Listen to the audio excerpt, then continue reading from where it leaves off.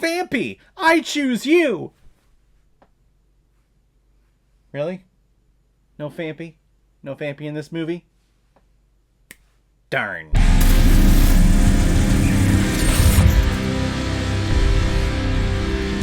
Pokemon, the first movie, subtitle Mewtwo Strikes Back, because we all know when he struck the first time, right? Yeah, released in 1998 and is directed by Kunihiko Yayama, who's also directed such projects like Magical Princess Minky Momo, Three Musketeers anime, Ushio and Tora, Slayer's Return, Slayer's Great, and Wedding Peach. And this film is starring everyone's favorite Pokemon trainer, Ash Ketchum from Pallet Town, who is the greatest Pokemon trainer of all time, right people? No, he sucks. And the reason why we're talking about Pokemon the first movie today is because it was a PayPal recommendation and donation from a longtime friend of mine who is sending over a contribution. I can't thank him enough. He's a great frickin' friend, and I'm so happy I can call him my friend, Kyle Rausch. Thank you so much for the recommendation. And if anyone else out there also wants to be like Kyle and help support me and contribute to this channel, you can select the QR code that's in the bottom left corner of your screen right now and send over your donation of $5 or more with your movie recommendation. And if I have access to it, I will watch it, review it, and give you a little shout out just like what I did with Kyle here. Ash, Misty, and Brock are on their usual adventures of roaming the countryside trying to become the greatest Pokemon trainers and Pokemon breeders in the planet because someone told them they have to. But because they're so awesome, they get a mysterious invitation from supposedly the greatest Pokemon trainer on the planet to come out to his mansion for some food and for some Pokemon competition. And as he and other Pokemon trainers arrive, they realize that this person is actually a Pokemon himself called Mewtwo, who is literally the strongest psychic Pokemon in all the world. And there Mewtwo does a whole bunch of battles with the standard 3 evolved forms of Bulbasaur, Charmander, and Squirtle, and because he wins, he takes all of their Pokemon, which is such a dick move, he clones them, and he's going to use these clones to clone all of the world where Pokemon can roam free, and humans can be extinguished, and yeah, evil plan stuff, guys. Whoa. Now, I was obsessed with Pokemon, in particular the Indigo seasons. I would watch that every morning before I went to school, and they would play it on repeat. So I would watch the first episode up until where Charmander evolves into Charmeleon, and then for some reason, whatever the network it was on, it would go back to the first episode. So I always watched from there to there, and never anymore. So I was obsessed with the first 150 Pokemon. When the Game Boy game came out, Pokemon Red, Pokemon Blue, that was my shit. 150 Pokemon. In my opinion, probably stay like that. Even though my favorite Pokemon is Fampy and she's in Generation 2, still though, first generation is the best generation, and that's this millennial's take on Pokemon. And when they announced that they were doing a movie, of course I was obsessed with it. I had to go watch it. But sadly, my parents never took me to see this movie. I had to wait until it came out on VHS, and I remember paying like full price for the VHS with the big plastic container that it came in. And I remember Dad being really pissed off because I think I had some type of coupon or discount, but because I went on not the right day, because I just wanted to see this movie so frickin' badly, because I didn't go on the right day, I had to pay full price, but I didn't have any concept of what money was. It was just Pokemon. I needed to have it at that time. Because that's what consumerism did back in the late 90s. It told you, hey, we have this thing called Pokemon, and you need to get them. You need to get them all. You need to catch them. You gotta catch them all. And me being an impressionable child, like, yeah, I do. I do need to catch them all. But even as a kid, after watching this film, I knew that something was off, and this movie was like, this was not a great movie.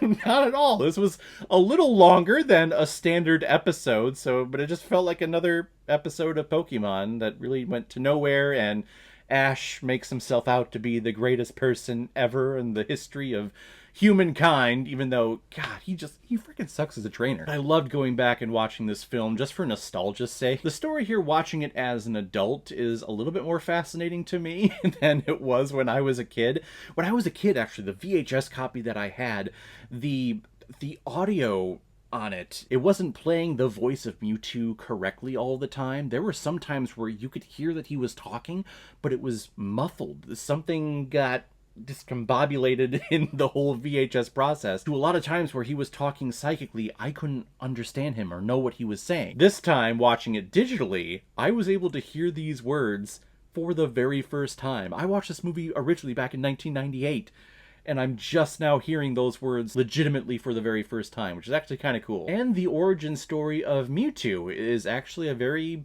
sad and heartfelt story. He's just this clone who he's told right away, hey, you're a clone, and you don't have any personality. You're our property. You belong to us. We created you because we felt like doing something. And that angers him, and that's why he becomes this great psychic combatant leader, Pokemon leader, after he kills everyone who clones him, and then he's manipulated by Giovanni, the leader of Team Rocket, into defeating a couple of people when it comes to the team battles. It's actually a heartfelt story, and you feel sad for Mewtwo. And actually, as the film is going along this time, I'm fully behind Mewtwo. These trainers who come in, they are training their Pokemon to basically do cockfights and to encourage that. The society is encouraging cockfights between all of these Pokemon. Yeah, if I was Mewtwo too, well, we just heard that out loud for the first time, I would want to eradicate everyone that was harming my species as well. And I love when we get to the final climax of this film where all of the clones are fighting their counterparts, and they're all just like getting really exhausted because they just keep fighting each other. And all the trainers are there watching like, no, Pokemon were never supposed to fight like this. They were never meant to. Really, guys? Really, Brock? Because that's literally what all of you guys talk about in the TV show. How you all just need to fight to get badges to defeat gyms so that you can go and defeat other gyms. That's literally what Pokemon were made for. Was for fighting other Pokemon. I just love it. I love this world and how hypocritical it is. It gets to a point where they're like, you have to fight, you have to obtain things, and you have to make achievements. That's the only way to make it in this world. But then it goes right back against that, and it's like, no, I gotta love my Pikachu. My Pikachu and I, we are bonded because we care about each other, we love each other. Now, Pikachu, go fight someone! God, I still love this idea and I love this franchise. I really do. Watching this movie again made me really want to find some type of version of Pokemon Red and Blue and play just the Game Boy version of that. I don't know, is it out there? Is it on, like, Nintendo Switch? Like, is that something that you can purchase? I would love to just play those versions. If anyone out there knows, please set it in the comments, and I'm gonna go looking for it. But yeah, this was a fun trip down memory lane, and I know Kyle is a huge Pokemon fan too, so I wonder why he sent it over to me. I wonder if he watched it recently. And he was like, Caleb needs to watch this. But yeah, it did bring back great memories. This is not a great film. I don't know what Mewtwo is striking back against because we never saw the original striking of Mewtwo. This is the first movie.